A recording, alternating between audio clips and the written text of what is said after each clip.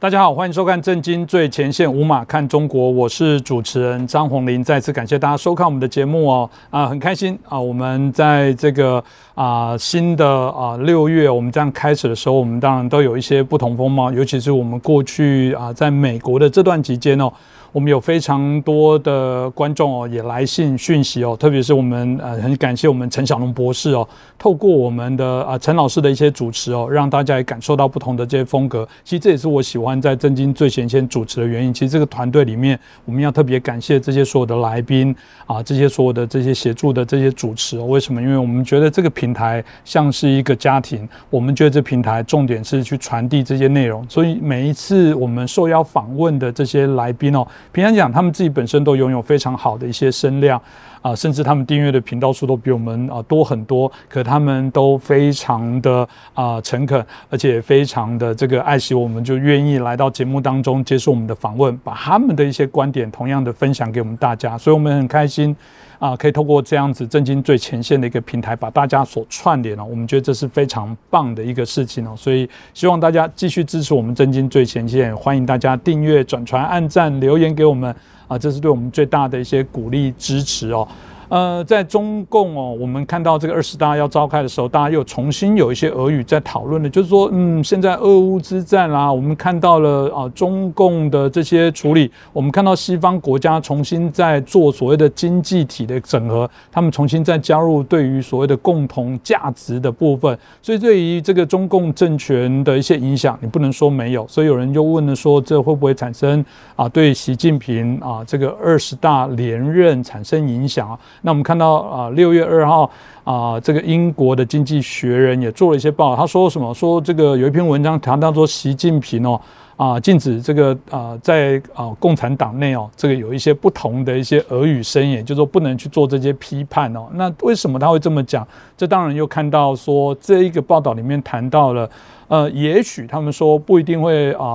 对于就是所谓的产生政变意思是产生一些不好的一些推翻动作，但有可能这些反对的声音会阻挠到习近平的连任。那当然好奇啦，到底是哪些人反对习近平？反对的理由是什么？真的吗？真的有可能在20大前，习近平是无法连任的吗？我想这个题目我们好好来讨论。我们很开心邀请到中国经济学家，也是旅美学者陈小农博士。陈老师你好。你好。观众朋友们，大家好，是很开心这是谢谢陈老师在我们过去这段期间协助我们做美国的这些相关的一些访问我们很多这些来宾都这个称赞不已所以都希望未来有机会都要请老师多帮忙所以真的再次感谢老师这个那么辛苦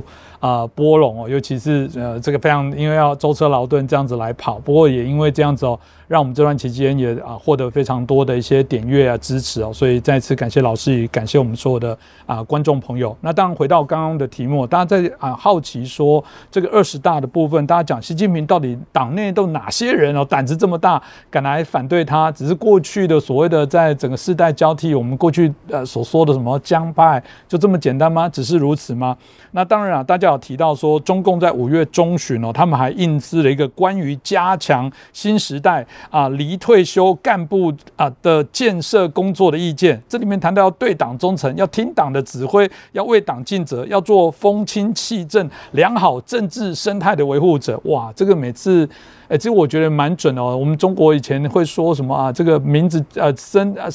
这个我们讲八字缺什么就要补什么字。如果你看到这个特别在强调要什么，表示现在就是缺少这些东西了。所以大家说了，这是不是就是所谓的中共开始针对反习派开始发出许多的一些资讯跟讯息来作为提醒跟警告？老师您怎么看呢？现在各国媒体经常会用一个概念，就是所谓反习势力，或者叫做反习派系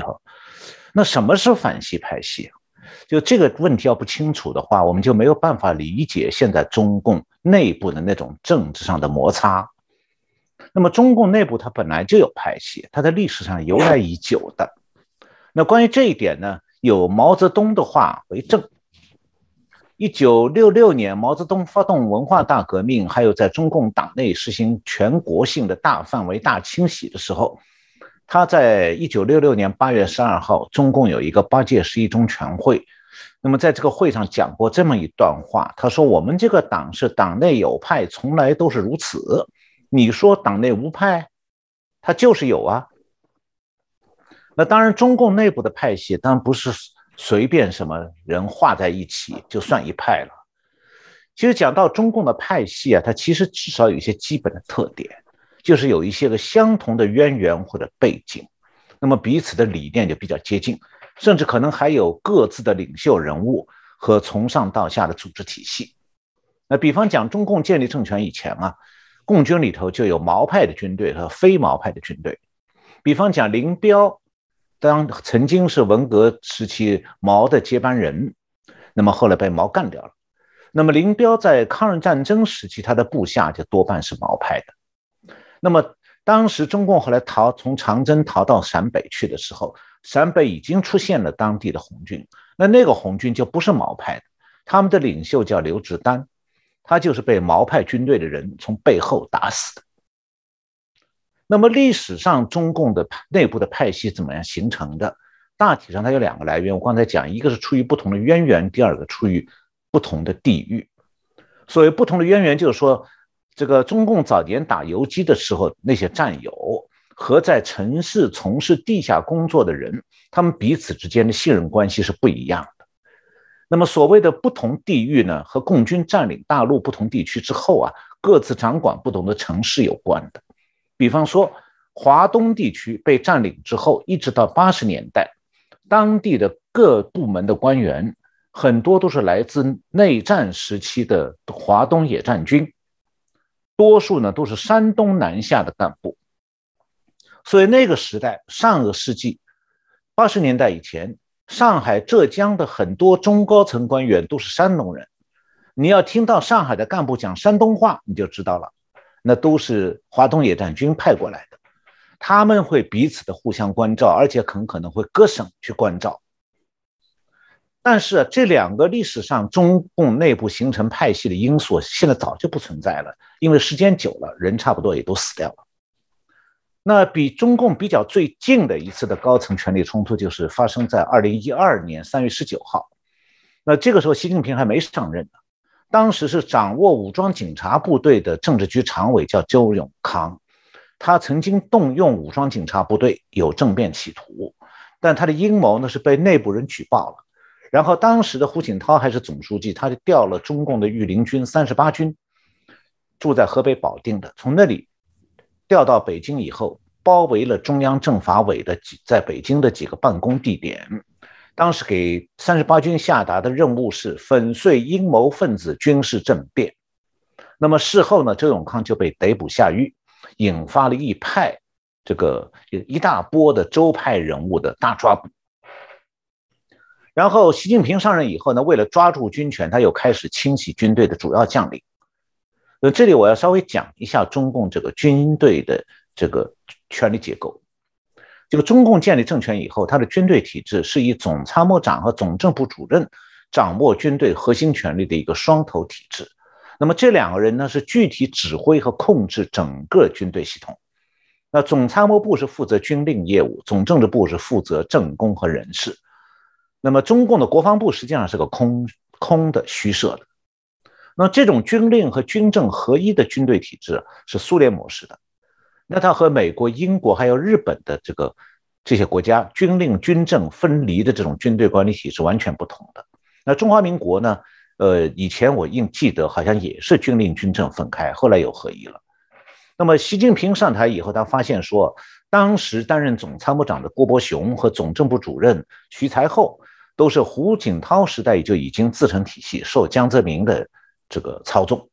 那么习近平自己掌握不住，所以决心先拿这两个上将开刀，重新建立他个人对军队的控制权。那么他先是以反腐败为这个罪由，抓了总参谋长和总政治部主任，当然这两个人也都是腐败到顶点的哈。那么换掉了一批军队的高级将领，然后就取消了原来自成体系的那个武装警察部队，这是当时中共一个相对独立的军种，把这个部队给拆散了。那么在这个基础上呢，习近平又彻底的改变了这个中共的军队管理体制，把原来的4个总部，叫做总参谋部、总政治部、总后勤部和总装备部，一共分拆成16个部。他就取消了原来4个军委内部的总部，就是总参、总政、总后、总装备这4个部。那么这个4个总部里边的2级部也全部撤销，然后总参谋长和总政部主任这2个职务也就取消掉。然后在拆散了的16个部之上面，习近平设立一个军委联合指挥部，自己以这个军委联合指挥部总指挥的身份，就实际上担任了军令军政一把抓的军队最高司令官。那么现在军队系统这16个部都直接对习近平报告。那么过去啊，从毛时代开始，中共的军委主席对军队的管控是虚的，就军委主席不负责军队日常运转的维持，他只是通过任命总参谋长和总政治部主任，依靠这2个人对最高领导人的个人效忠来掌握军队。那习近平呢，是把军委主席变成了一个实际上掌控军队日常运转的职位了，就是他通过军委联合指挥部办公室直接把军队完全掌握在自己的手里头。那么这种局面几乎有点恢复到毛泽东对军队直接掌控的状态。那么是中共呢，从这个毛死后从来没有出现过的一种模式。那讲到习近平的这个反对派，中共内部当下对习近平不满的人非常多，但主要的原因、决定性的因素是利益对立，而当中呢，单纯出于理念上反对习近平个人集权的人并不很多的。那么为什么有那么多人和习近平有利益对立呢？那是习近平上任以后打击腐败造成的。那凡是涉及腐败、喜欢腐败的官员，他当然都对习近平十分不满的。但是啊，这些官员他们之间没有横向的地下组织活动，他多半就是心照不宣的暗中彼此发一点牢骚而已。那他们不敢公开活动的原因在于说，他们各自都有腐败记录。那么他们发牢骚是担心遭到整肃，那么不敢公开活动去反对习近平，还是因为害怕成为整肃的对象。那么这样就比较容易理解了，为什么习近平对中共内部的言论管控越来越严厉。那首先就是因为涉及到腐败、喜欢腐败的干部占了江泽民、胡锦涛时代干部的大多数，这些人都讨厌习近平，而且会偷偷的散布对习近平不利的言论。那其次就是习近平不但在管控限制干部的言行，就像刚才主持人讲到的，他还在管控退休干部的言行。那限制干部怕丢官呢，所以他不敢公开反对习近平。那退休干部呢，同样也有腐败问题啊，特别像中共一些退休的高官，往往通过家族成员捞钱，像从江泽民、曾庆红、李鹏到胡锦涛、温家宝，这都中共的所谓正国级高官，这些家族都不例外的，全都有贪腐。那么这样的话，就有了今年5月那个中共刚才主持人提到那个新文件，要加强管控退休干部的言行。那么这样的话就有一个问题就是不是说中共内部反对习近平的人就是支持民主的？那实际上绝大多数反对习近平的中共干部和习近平是一样的，都敌视民主制度的，他们只是在利益问题上和习近平对立而已。因为那些喜欢腐败的干部，虽然他们讨厌习近平，但心里很明白，共产党的统治才是他们发财的制度保障。那么在江泽民、胡锦涛时代就一直是如此的。那么现在讨厌习近平呢，是要保住自己捞到的利益，但是他们不是讨厌共产党制度。那么中共内部讨厌习近平的人占了很大一部分，那是不是说就一人一票就可以把习近平推下台呢？当然不可能啊。为什么呢？因为中共它被叫做专制制度它不仅对民众是专制的它对党内也是专制的。那专制制度下，中共什么时候靠数投票的票数来确定重大人事呢？从来没有过。因为中共它只允许说投票是要监控的，从来就没有过公开透明的投票。中共的党代会如此，人代会也是如此。我在以前节目里好像讲过的，中共的人代会它一向是在监视与会代表的言行的。那今天我就不重复，大家如果想知道，去查一下以前的节目，就可以再听一次。那么究竟中共领导人的这个更替变动是什么因素决定的？什么情况下会出现像习近平这样的个人集权？这就一个是比较复杂的问题了，要从共产党统治的历史上来找答案。还有就是这种个人独裁的状况是中共特有的吗？其实不是的，苏联共产党也曾经是如此的。是哦，谢谢我们陈老师刚刚的分析，大家也可以知道，中共刚提到了，当然民主国家里面，大家一定在一个大方向原则底下，任何地方、任何政党，包括台湾，都有这些所谓的不同的路线、派系的这些问题哦，都有。那当然，我们看到老师刚刚讲得很直接啦，就是不是他们的路线的派系是因为所谓的要朝向所谓的自由民主体制或者是一党专政的部分，也不是。大体上来说，共产党制度底下才是这些人获利的根源。只是刚刚老师也提到说，习近平现在就朝向个人集权独裁的方向在走，这部分看来又走回毛泽东的老路哦。那但问题是，现在中共这样的做法，过去我们看到的这样都会产生许多的一些所谓的阻力跟纷争，所以就很好奇说，习近平还是会依着，即便有这么大的阻力，还是这个义无反顾的、执着的、固执的这样子走下去吗？真的吗？他会还是一意的遂行他个人的这种集权独裁的方式来进行吗？老师您怎么看呢？我觉得说共产党政权出现个人独裁它究竟是一种偶然现象呢，还是会反复的发生？这是个问题。那如果还有一个问题就是，那如果不是个人独裁的话，那么现在的我们看到的就是替代个人独裁的另外一种共产党政权的领导模式呢，就是所谓的集体领导。那么是不是讲集体领导就比个人独裁要好一些？而在这方面就是主持人前面提到6月2号英国那个《经济学人》那篇杂志的文章，叫做习近平禁止在共产党内部发牢骚。英文标题是习近平 bans grumbling inside the Communist Party。这篇文章是认为说，习近平对抗党内的反对声音等同于拔掉党内抒发意义的安全阀。那么这些没有管道倾泻的这种意义压力呢，就不会消失，将威胁到习近平的下一个任期。那这种看法是觉得说中共内部有不同派系可以让中共内部发表不同的观点，有利于中共的统治。可是我觉得这种看法实际上是错误的，把民主制度下的政治制衡套用到了共产党制度上头去了。那共产党的党内监控是怎么样的？那是他的一项传统，它叫做要下级服从上级，全党服从中央，这是中共的所谓一贯的党纪。那么现在我们要进一步来分析共产党政权的个人独裁和集体领导模式我觉得有必要先说明3点。第一点就是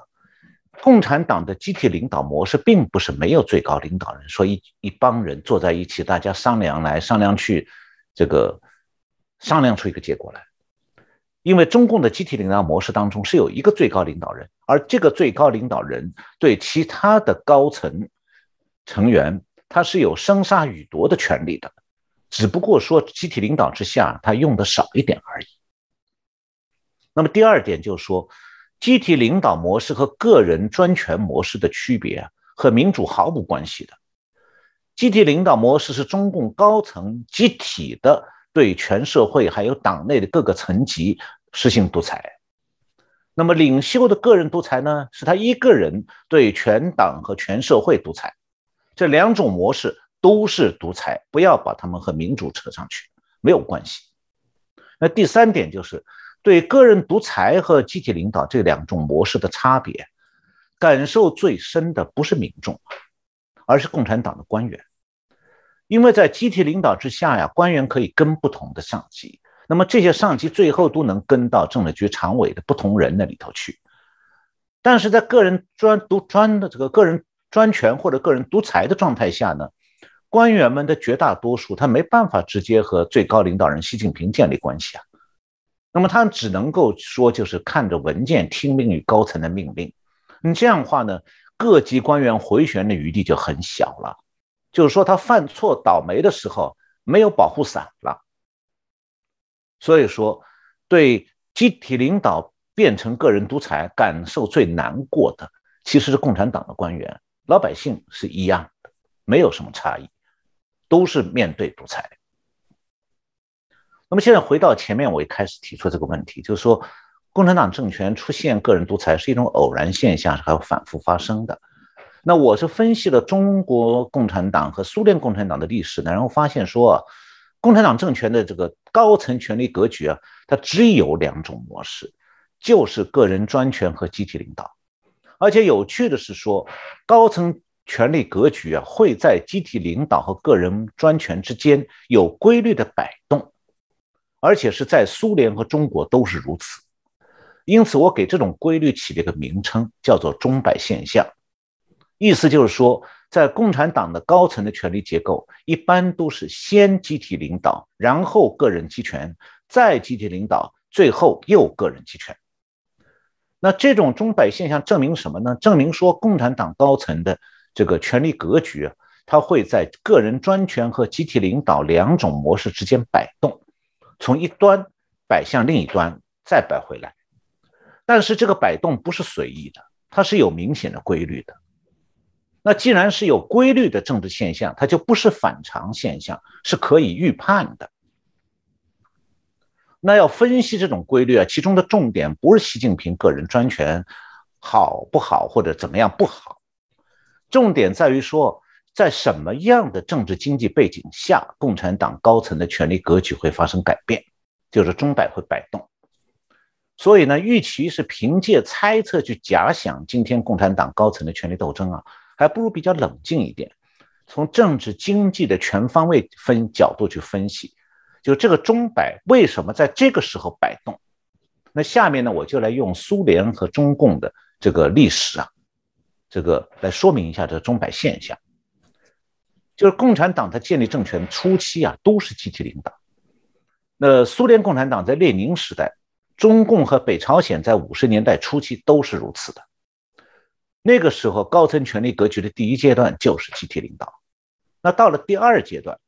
高层的政治气氛决定了最高领导人容不得对自己的批评，那么就开始清洗有不同意见的高层成员，这就成为常态了。然后再通过推动个人崇拜，形成了斯大林和毛泽东的个人独裁。那么到第三阶段，独裁者死掉了，又重新回到集体领导。然后到第4个阶段，这个高层领导人又重新建立个人威权。那么当然钟摆摆动的时候是当然会发生权力斗争的，但是更大程度上这种钟摆的摆动和共产党的统治需要它是有密切关系的。苏共和中共从当政之初，他们那个集体领导向个人独裁转变的一个原因是说，斯大林和毛泽东都急于要完成工业化，要建立一个强大的军事工业。那么这就需要他最大限度的集中全国的经济资源，同时要把民众的生活降到最低限度，再还要打击党内为民请愿的官员，要消灭任何不同的声音。那么这样的话，一种依靠对领袖的个人崇拜和大范围政治清洗的统治模式就建立起来了。也就是说，个人独裁第一次出现的时候，是政治高压最大、经济成本最低的一种统治模式。那么从个人独裁又怎么转变到集体领导呢？是因为说个人威权的那个最高领导者死掉以后，他一定会出现权力真空的。那为了稳定政局呢，那些这个接班人就通常会恢复集体领导模式，让最高层的集体成员呢分享权力，同时通过平反过去的冤假错案呢来赢得民心，然后再对民间呢花钱去买政治安定，也包括允许腐败来换取官员的效忠。那这个局面呢，一段时期内似乎是可以长期稳定下去的。我把它叫做是共产党政权的一种高成本统治模式。那么在中共的上个世纪80年代、90年代前半期，还有苏联的勃列涅夫时期，是很典型的高成本统治模式。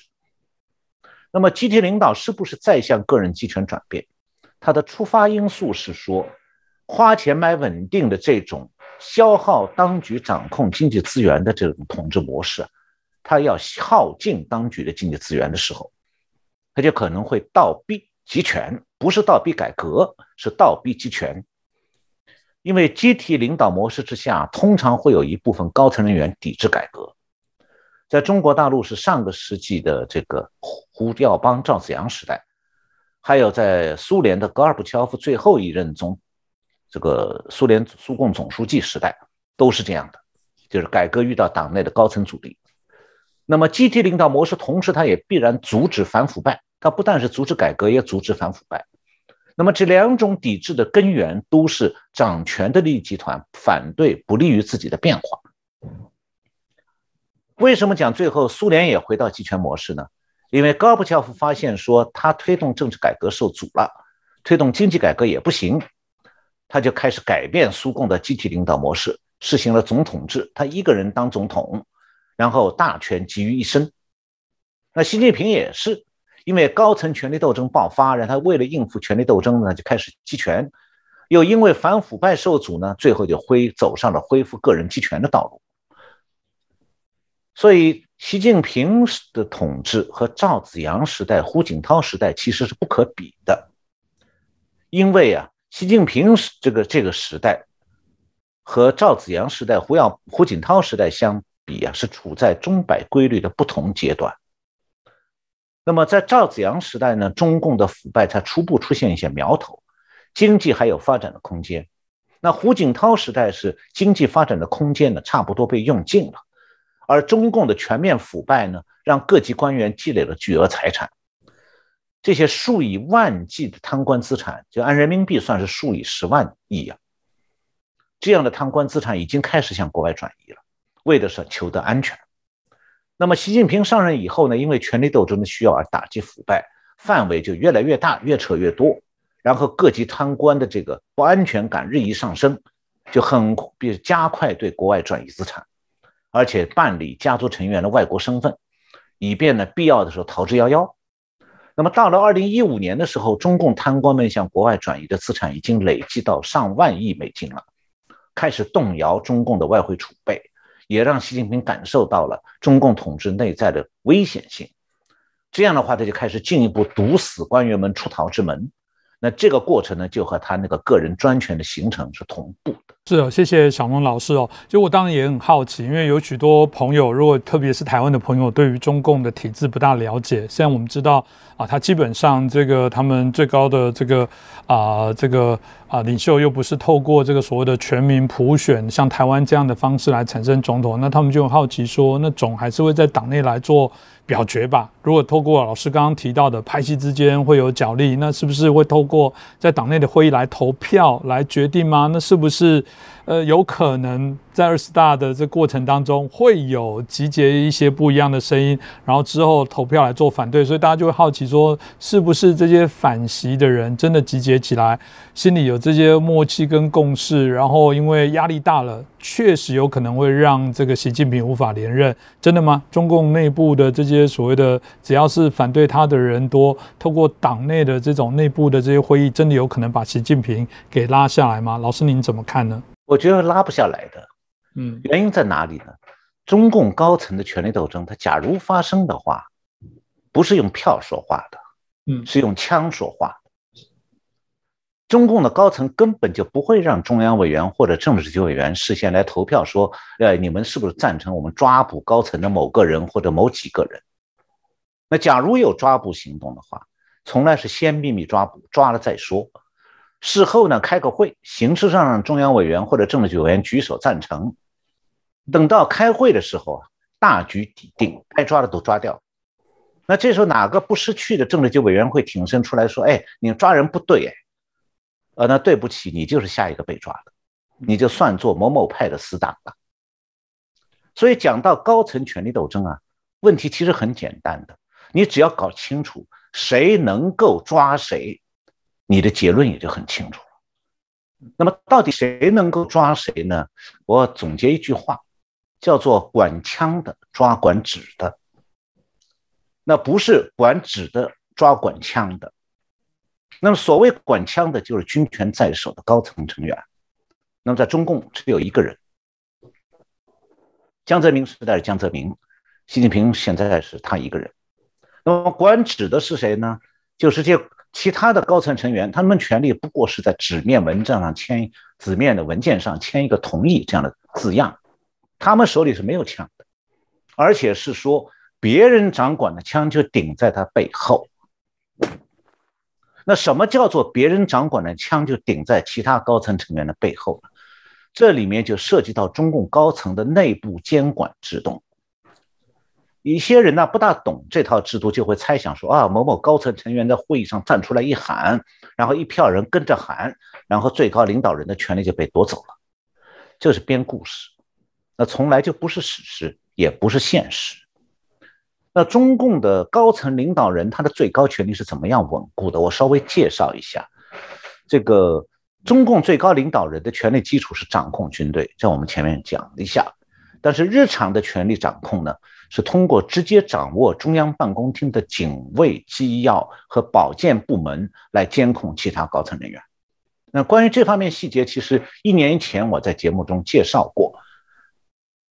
那么今天呢，我想从一个稍微不同一点点的角度补充一些新的，这个大家以前没有听到的，因为时间关系没有充分讲的一些资讯。那么从毛泽东开始，中共中央办公厅除了它有一部分是管理秘书机要业务之外，它有3个关键部门：警卫局、保健局、机要通信局。其中最主要的是警卫局，他们是掌管高层领导人的随身警卫和驻地警卫。那么这些警卫呢，表面上是在保护他，为他们要保护那些首长服务，实际上他们不是听命于首长，是听命于警卫局长。那他们是警卫，但是只要警卫局长下命令，他们也随时要汇报他们保护那个首长的个人行动。那么关于中央警卫局的内幕，这个中央警卫局文革后期有一个副局长叫乌基成，他出过一本书，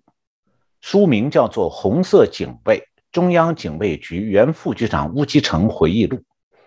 这本书呢，介绍了毛泽东时代的中央警卫局的高层警卫工作，但它里面讲的都是一些可以公开的内容。其实最能说明中共权力斗争和政变可不可能，都最好是去看一下前中共中央主席华国锋的回忆。华国锋是什么人呢？他是毛泽东死后，毛泽东死之前指定的这个继承毛泽东权力的人，当时的中共中央主席。然后他在毛死了以后不到1个月就发动了一场抓捕毛派高层骨干，就中国把它叫四人帮，把毛派骨干都抓掉了，用政变的手段。那么当时他怎么做到的？华国锋去世之前曾经有一次有一个谈话，他是湖南省到北京去看他的有一个干部，跟他聊天，华国锋觉得我反正也老了，不在乎了，所以就讲话就把一些机密都随口聊出来了。他的原话是，他是在介绍他们当年在抓那个四人帮的时候为什么能够抓成功，他是介绍了中共高层的警卫制度。这个话就是印证了我前面讲的中共的警卫局在扮演什么角色。华国锋原话是这么讲的：我们的警卫制度是统一领导，警卫员只负责首长安全，其余都要听警卫局的。下面2句话很重要，当首长的指示，这指的是他保护警卫员保护那个首长，如果给警卫下指示，如果这个首长的指示与警卫局指示相矛盾时，警卫必须无条件执行警卫局的命令。这句话我稍微解释一下，就是说首长要是向警卫说你要把这个谁谁抓起来，那警卫局说你给我把那首长抓起来，那警卫听谁的？警卫听警卫局的。警卫局长叫你抓你的首长，你就抓首长。四人帮当年就是这样被抓掉的，就警卫掏枪抓首长。那么华国锋还讲说，首长外出，警卫员是要每天向警卫局报告首长的安全和行踪。这句话什么意思？就这个首长其实没有行动自由的，他的警卫就是密报他行踪的人，然后警卫还随时被防卫着。华国锋还说，开会的时候，警卫员把首长护送到会议地点，第一件事就是向驻会警卫交枪，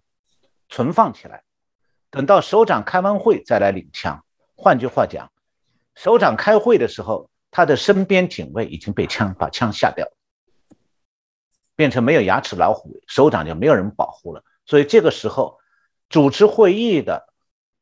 还有负责会场警卫的警卫局派去的人，就可以把所有的高层一网打尽，因为你们都没有枪，你们的警卫也被卸掉枪，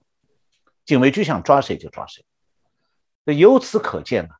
想在中南海或者北京的人民大会堂和京西宾馆这2个高层开会的场所要发动政变，抓捕高层某些人就只有一个人能够做到，那就是指挥中央警卫局的那个最高领导人。那其他高层领导人的人身安全，其实随时都掌握在最高领导人的手心当中。也就是说，现在从李克强以下，所有人的安全，政治局常委、政治局委员全部掌握在习近平手里头。这就我讲的那个管纸的那些高层，管文件的那些高层，背后是有人拿枪顶着他的。这指的就是这个意思。这是警卫局的功能。他不光是说保护首长，他也是准备抓首长的。那第2个机构也关系到中共高层人员的生命安全，就是保健局。那这个部门呢，是负责中共最高层人员的健康和医疗，他同样是听命于中共中央办公厅的主管，而不听从他们本人照顾那个高官自己的。这个最好典型的例子就是中共原来有一个总理叫做周恩来，他死前3年就被医生发现患了癌症，在医院检查时候发现，但是呢，向毛泽东报告的时候，毛泽东让警卫局对周恩来保密，然后毛泽东故意的错过了周恩来动手术治疗癌症的适当时机，一直等到周恩来肚子里的癌症扩散到了没办法切除的时候，毛泽东才同意动手术。那么动完手术，周恩来不久就死掉了。那么这方面的细节呢，有一个毛泽东的保健医生，曾经担任过毛泽东的医疗小组组长，官方身份是解放军305医院的院长，叫李志绥。他1988年移居美国，1994年在美国出版了《毛泽东私人医生回忆录》，这本书的中文版在台湾有出版过的。他的书里面呢，介绍了保健局的一些运作情形。概括起来讲，就是说，中共为高层人员服务的这个保健局，它可以让高层的每一个人活下去，也可以让每一个人死掉。所以，一个政治局委员或者常委在医疗保健方面，让他死还是活，实际上是由掌握中共最高权力、掌握中央办公厅那个最高领导人来决定的。那么刚才讲到3个机构，第3个机构叫通信局。上个世纪的80年代的时候，这个机要通信局是负责管控高层的2个电话系统，一个是保密电话系统，因为它使用的电话全部红颜色的塑料外壳，所以被称作红基电话。这个红基电话主要是安装在部长以上的办公室和住宅里头的。这个红基电话有单独的4位数的电话号码，它和普通电话呢是不连通的。那另外一个电话系统被称作39局，这个39局的是6位数电话号码，前2位是39，它主要是安装在中南海、人民大会堂、钓鱼台、国宾馆和玉泉山招待所这个几处。那么机要通信局有一项任务，就是对所有的红基系统还有39局的系统的电话监听。因此呢，高层官员他没有办法用保密电话互相沟通而不被发现。那么关于这个机构呢，因为它太机密了，至今我没有看到任何介绍这个部门的出版物。当然了，掌控高层的内部电话系统啊，它只是这个机要通信局的职能之一。这个局还要负责指导各地的邮局内部设立的一个机要通信业务，就是说把中共各种绝密、机密级的文件、公函怎么样传送。那实际上，中央办公厅下属机构里头还有一个局叫机要交通局，它就是负责在北京和各地之间传递密件。那么大家就要稍微想一下，就会发现说，中共高层人员当中啊，除了那个掌握军权的最高领导人之外，其他的人，政治局常委、政治局委员，他们的个人行动、保健和通信联络，随时都处在被监控状态。那么当然自己都是明白这一点的，也就是我比喻的说，别人掌管的枪就顶在其他高层成员的背后。因此外部这个中共外面的人，包括中国国外的人，他们要是凭猜测以为说中共高层那些人可以互相联系、拜访啊、随便讲电话，那都是乱猜的。那毛泽东时代啊，毛泽东是通过他的亲信叫汪东兴担任中共中央办公厅主任，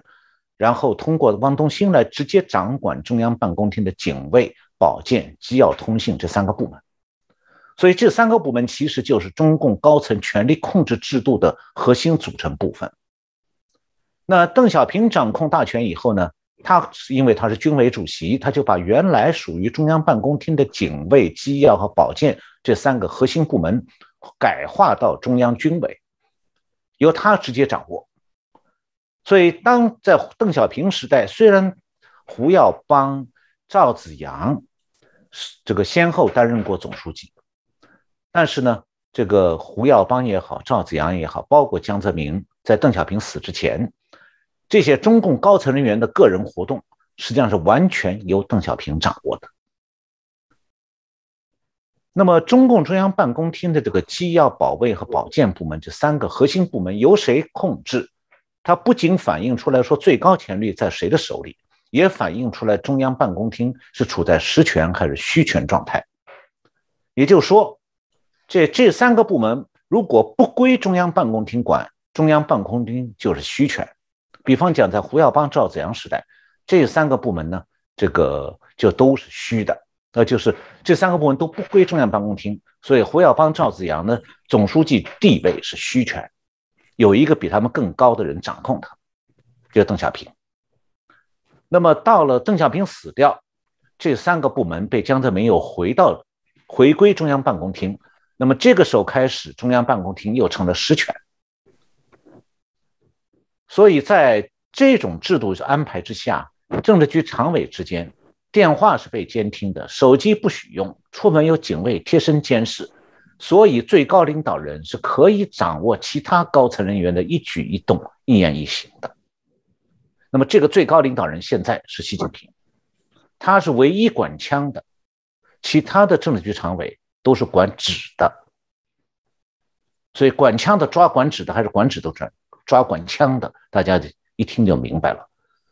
那谁想充当习近平的政敌呢？实际上习近平是一清二楚的，他随时可以应付。是我觉得其实大家可以听到这个陈老师刚刚所提到的部分，就知道当中共的高层的官员啊，事实上是蛮辛苦的。我觉得这多痛苦的部分，这个我觉得都比防敌人所做的东西都还有过之无不及哦。这个我都不知道监听敌人有没有这么样的用心，所以每个人如履薄冰哦。这个以前也跟老师也讨论过，到底真的换了一个领导人，真的中共的某些体制就会改变吗？我记得大家很多的答案是说这非常的难，因为大家可以想象，当他拥有这样的一个文化跟体制，谁当选谁都不安心，都怕被扳倒，所以这个更让人好奇哦。习近平整个独裁之路哦，从原来的集体领导，后来定于他一尊，然后你可以修改了这个中共的这些宪法，然后最后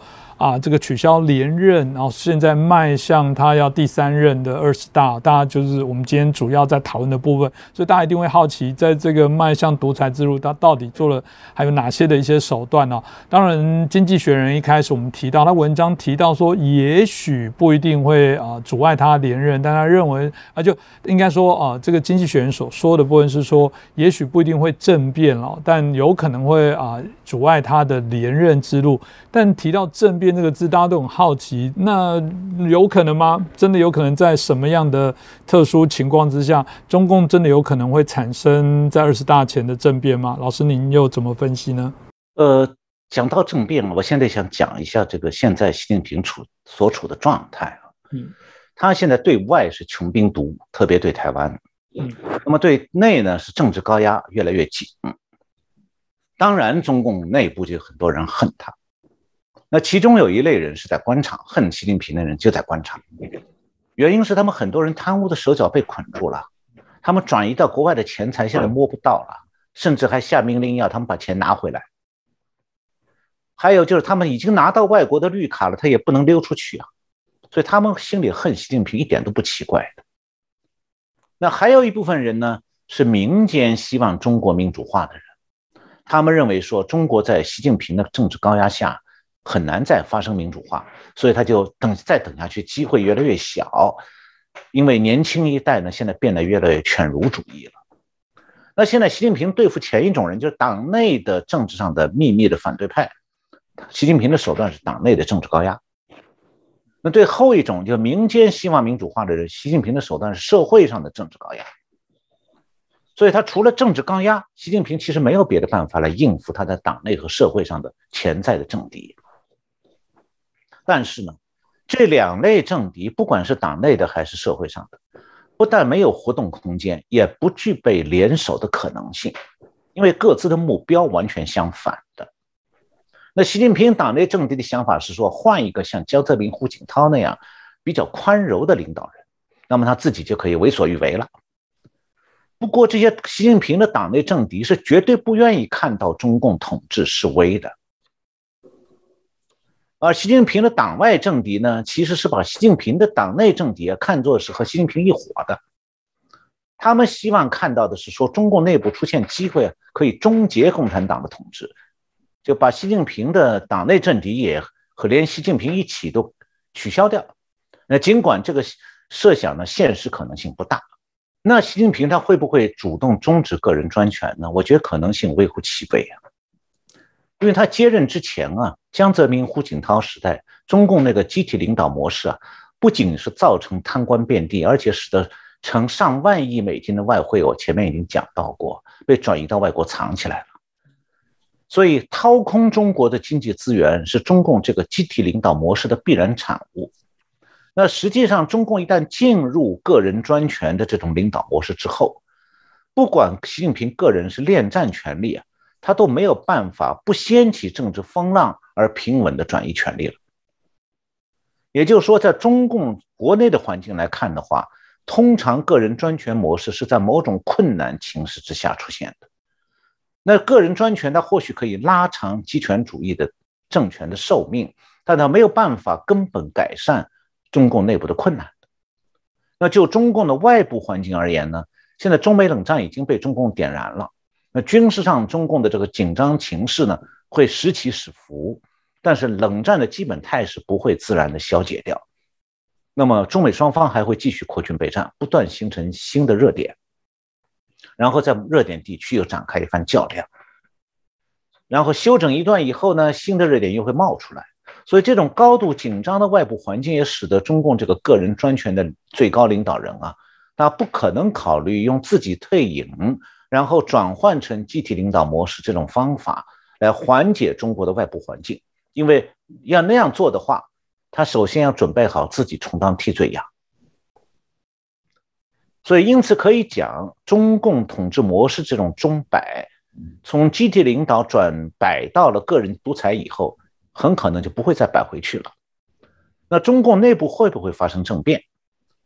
这个还是要回到主持人提的这个问题。其实中共1949年建立政权之后，历史上就发生过一次秘密政变，就是毛泽东死以后那个四人帮被抓的事件。那手段我前面提到过，就是高官警卫抓高官。那当年属于毛派的四人帮呢，之所以被抓，就是因为说毛泽东的亲信，掌管中共高层警卫大权的中央办公厅主任兼警卫局长汪东兴，投靠了毛泽东钦定的接班人华国锋。那华国锋和汪东兴还有当时掌握军队的叶剑英合谋，策划了这场政变。那么事后呢，再在军方在北京西山的一个招待所开了一个政治局会议。那么到这里开会的政治局委员心里都很清楚的，谁要是不同意政变的结果，你对不起，你来了就别想走了。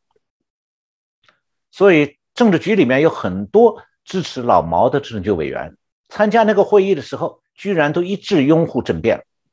把亲毛派抓起来。正因为掌控警卫局对中共的最高领导人来讲如此重要，所以不管中共的领导模式，它是集体领导还是个人专权，每换一个最高领导人都会把前任留下来的警卫局长换掉。那习近平也是这样子。这里面还有一些故事。就习近平上任以后他的中央警卫局长还是胡锦涛时代提拔起来的，叫曹清。那习近平是一直等到2年以后，上任2年以后，他才找到一个机会去清洗曹清。就是说他通过中央警卫局利用习近平的专机从非洲走私象牙这件事情，先把消息透露给纽约时报和 BBC， 然后借外媒曝光这个事情呢，就把曹清给调走了，也不敢怎么样冷落他，而是让他改任北京军区副司令，这是个冷职位。然后接下来习近平就开始换警卫局长，里面又是一波三折。他先是让曹清的副手，中央警卫局的副局长王少军接任局长，然后呢，到了2020年11月，习近平又去调驻福建漳州的陆军31集团军的第91师的政委，叫程登履，来担任中央警卫局的副局长。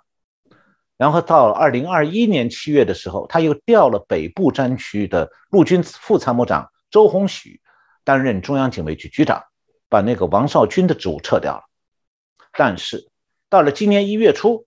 王少军又被习近平安排回任，重新担任警卫局局长。他从野战军调来的2个人呢，也被赶走了。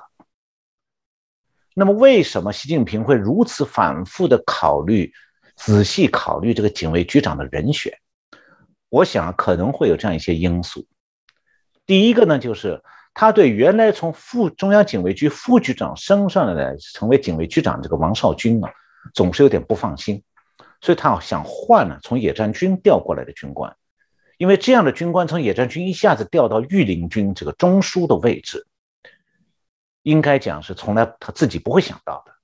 所以他会比较感恩戴德，那么就会对习近平言听计从。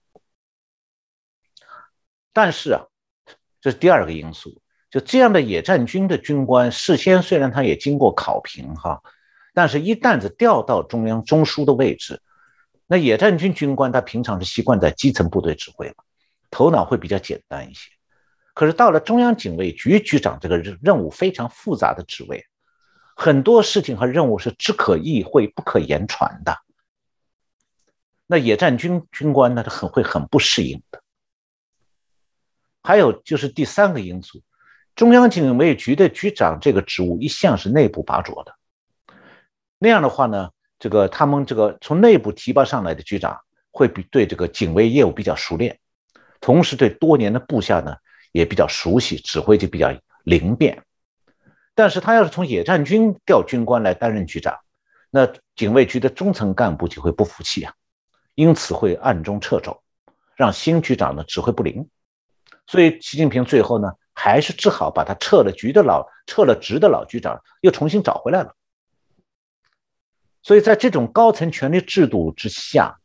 除非习近平本人想退隐了，否则是没有人能够真的去成功的发动政变的。我没有错了，习近平在党内党外有大量的政敌，但这种局面不等于说习近平就一定会倒在政敌手里头。关键在于说，习近平的政敌还有没有活动能力和活动空间。那习近平他的不断的强化政治高压，其实就是试图消灭他潜在政敌的活动能力和活动空间。当然，我们还需要考虑另外一种可能性啊，那就是习近平身体不行了，就像现在这个西方媒体的讲普京身体不行一样。那然后呢，中共就发生政治大翻盘。那么毫无疑问呢，共产党政权的这个个人集权领导人，他一旦撒手了，就会发生接班人危机。那个时候一定是新的权力斗争交火的出发点，这是共产党政权的一个致命的弱点。那共产党政权呢，它的专制独裁者死了以后，最高权力的接班往往是伴随着腥风血雨的。那么共产党国家的专制独裁者要死了以后，往往还会遭到昔日下属的批判，那么国家的大政方针也会发生改变。斯大林死了以后，当时接任苏共第一书记的赫鲁晓夫得到了政局的不少成员的支持，就展开一场对斯大林的残暴和个人崇拜的批判。那毛泽东死了以后呢，陈云、邓小平等人也对毛泽东的政策做了批判，否定了毛泽东的文革路线。那么这样同样的事情对习近平来讲，他当然很清楚啊，他要是死了，那批判他是一定的。但是呢，这是将来话题了，我们今天只是稍微提前讲一下而已，提到而已。是，谢谢小洪老师。今天也针对习近平在整个20大前到底能不能继续连任，这过程当中有没有可能产生